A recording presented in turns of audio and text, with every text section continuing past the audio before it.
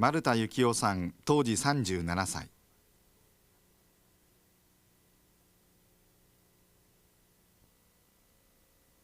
爆心地から 2km の千田町で被爆しました。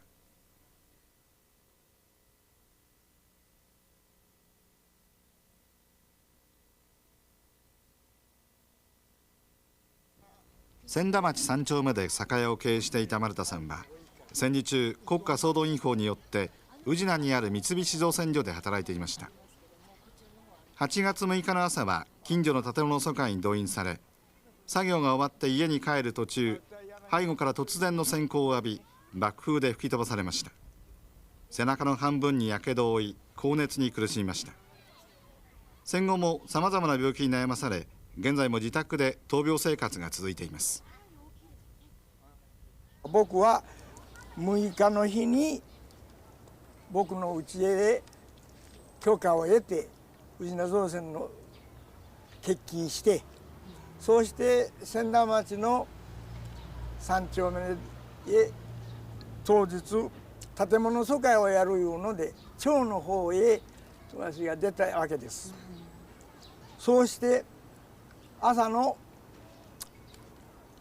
うちからどんどん皆さんと協力して建物疎開を柱をこかしては裏へ積み、何時頃ですかね。はい、朝何時頃の話ですか。それで午前8時15分にバカッとやられたわけ。それまではなんだそれは空襲はないけど楽な家ってやりよったらバーッと前が光って真っ暗くなって何にも見えん。高いところへ飛んで上がったような気もするし、その時もまるで夢を映す。それで当分真っ暗の闇です。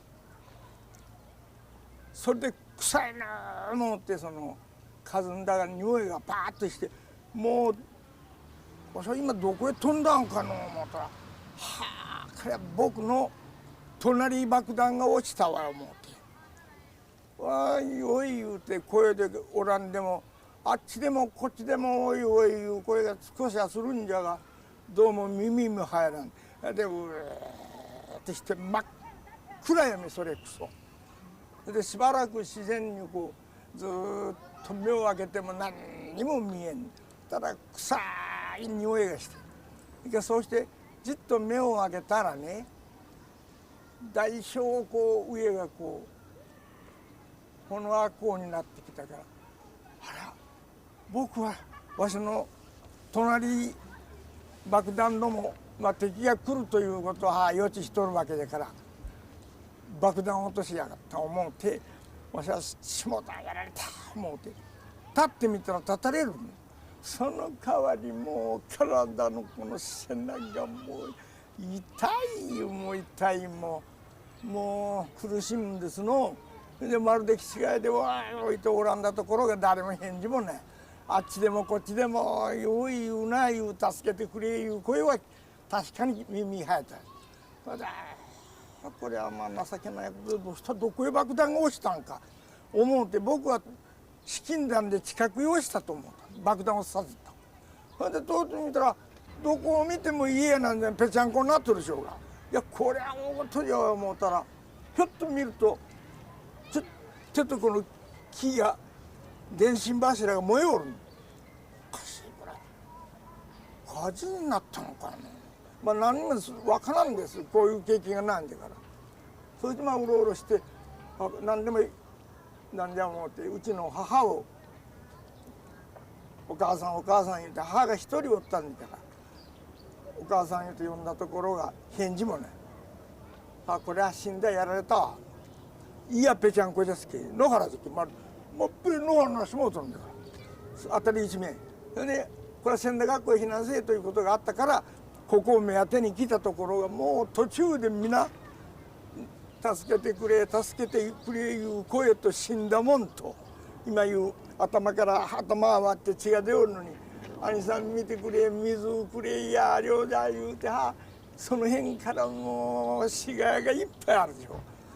となのにこれは千田学校へ避難せいうことを前々聞いたところ、千田学校がもうないじゃねえかこれは。そしたらもうこの方火の海になっとるじゃない。工程がですか。だこれがどうなろうにもこれはここにおれん思うてまたすぐ引き返した。どうでもその辺りまで来た思うて、それから僕の家に帰って、僕の家に帰って何をね、お母さんお母さん言うてわしの義理の母になるんだがね、僕は養子に来たもんだから丸太言うね。それでお母さんお母さん言うて呼んでも声がね、困ったな思うて、またこっち行きあっち行き、僕の家も焼けてはおらんからあっちを探しこっちを探しよったら助けてくれいう声がするから、ひょっと見ると母がおるんだね。わあ、わしは幸男じゃがのお母さんどうしとるんだって言ったら、どうなったんかこれは言うだけのことよね。で臭いんじゃものすごい匂いもどういう手いいかもうね、もう何が何やらわからないから自分はもうこっから上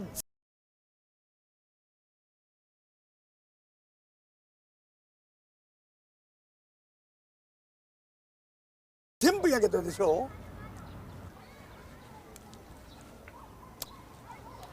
これが原爆の後です。シャツを着とったがシャツはなくなったんですよ。真っ裸になったんですよ。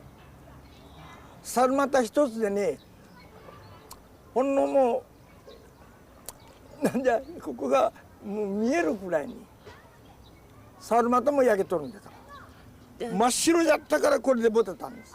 じゃシャツが白いから。この跡というかシャツの跡があるでしょこれ。ここ後ろから来たんだけどね、こっちを焼けてこっちも少し焼けとりますよ。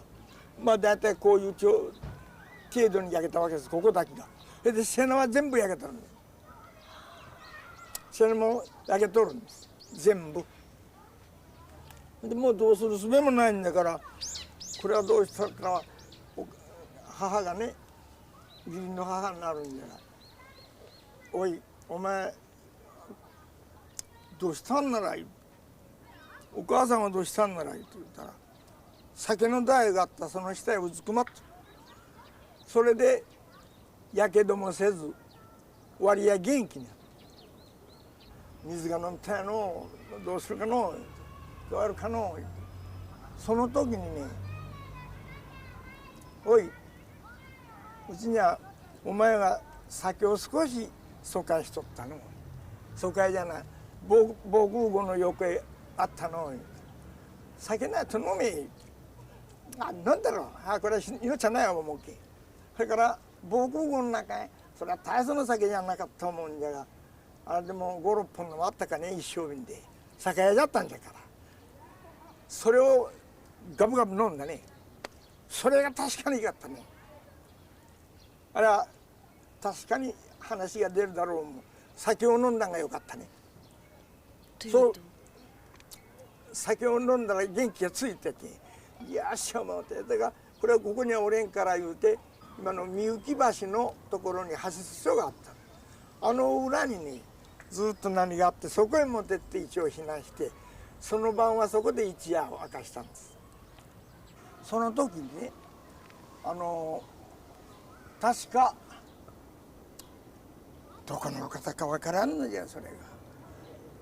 まあ警防団言うていいか青年会言うていいか婦人会言うていいかね、どうもそこらがはっきりせんけど、油ですね、油を塗ってもらったのを覚えてる。背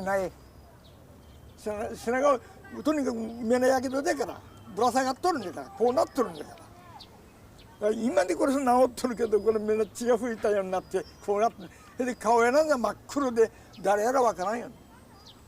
隣を見りゃ一糸まとわん女も何本もおるんじゃから。それがまあみんな話をせねわからんが、ほんと色気も八気もあったもんじゃね、女だろう男やらわからんのじゃから。苦しいばっかりで自分はもうこの塩様ようよるんだからね。それで僕はまあ一夜をそこでほとんど明かして、みゆき橋の下のところにね、ちょっとこうたまり池のようなとこがあった、このとこへまあ仮の住まいよね、晩の。そこで一晩過ごしまして、明くる日に私の里へ帰ろう思ったところが、汽車がないんです。そしたらね、へさかまで行けば汽車がある。それでへさかまで行かないけん、苦しい苦しい体をひこずりながらなんです。へさかまで行きました。そこからへさかから汽車に乗せてもらった。そうして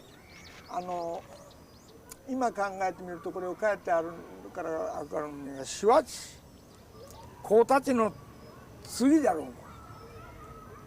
その駅で降りたんです。ところがその降りてそこで一夜を明かしたんです。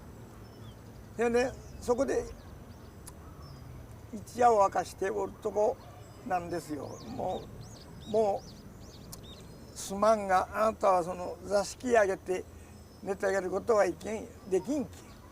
もうびしょびしょやから、血が垂れる、汁が出る、もう全部やけどでけこれ。そこでどうもならんからすまんのだが、ご座を引くからそこへここで休んでくれと。まあ幸い夏じゃけん布団はいらないです。そこで一夜を過ごしてしわちで、それからうちの母は怪我はしとらん。それで母に連れられてしわちから今の吉川村の黒川いうとこまで、僕の生まれ故郷の家です。わしの生まれた家です。そこでま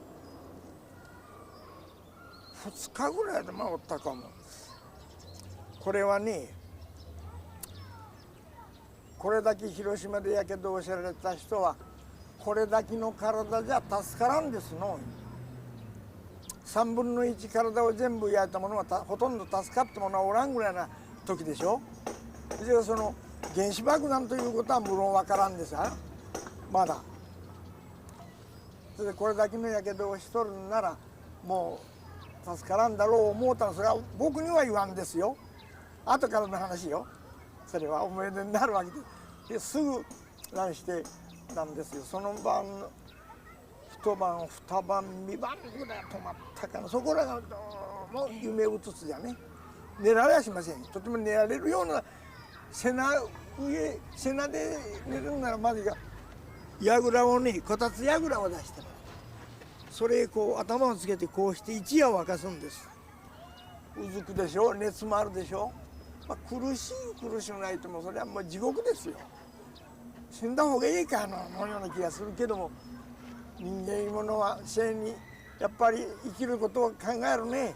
それでこうして水くれお茶くれって、ここでしばらく何しておって、それから今度なんですよ。あれは板木いうとこです。そこに何があったわけですよ。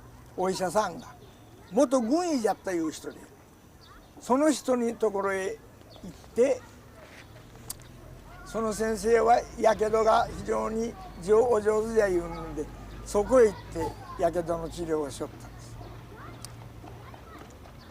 それで油を塗るんです。ただ油を塗るだけですよ。そしたらね、そこへね、助けの神が現れた。ちょうど稲が出盛った頃ですかね。田のあぜでこうしてったところへ持ってって、白髪のここまであるおじいさんが出てこられて、そのことを思いとる。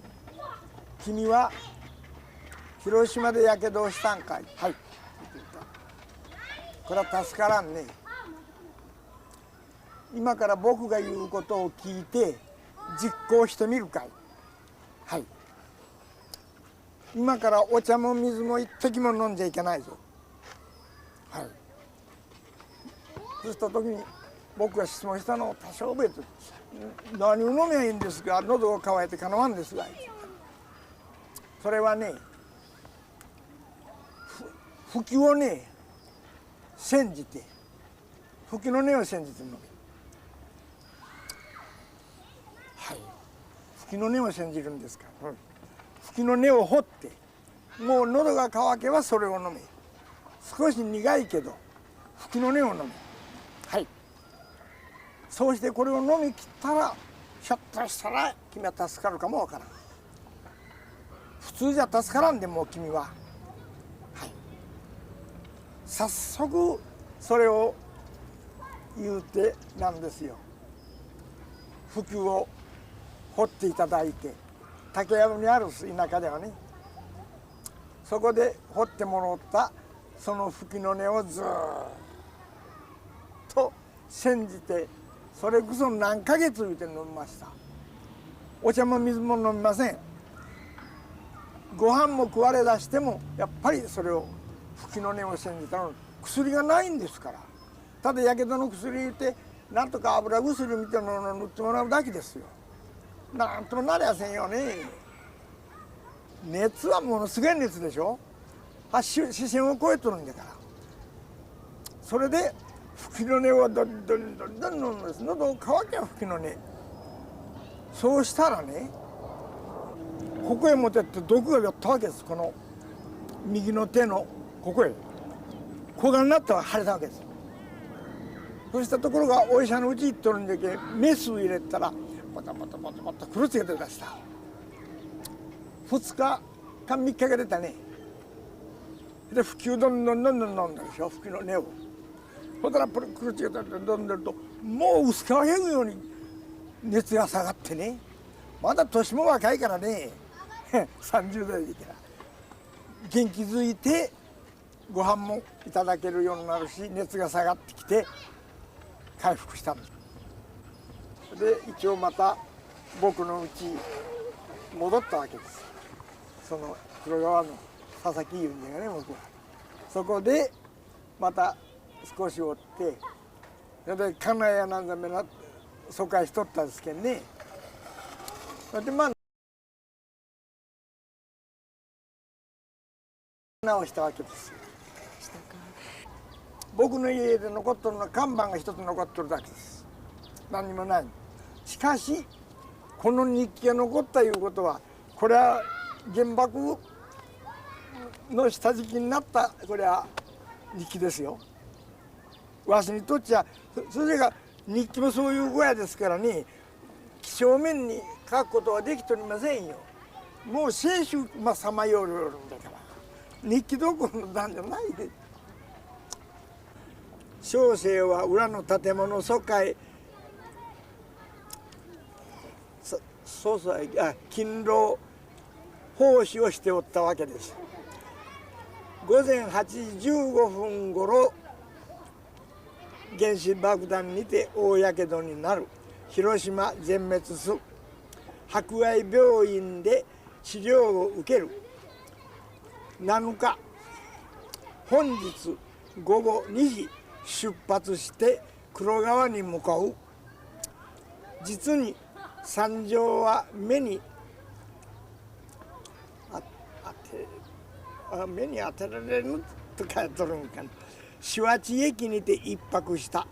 いろいろ警防団の人、町の人に厄介になる。本当はこれは後から書いたもんです。思い出になっとるんです。ここはね、日にちだけは違わんけど思い出ですもん、ここは。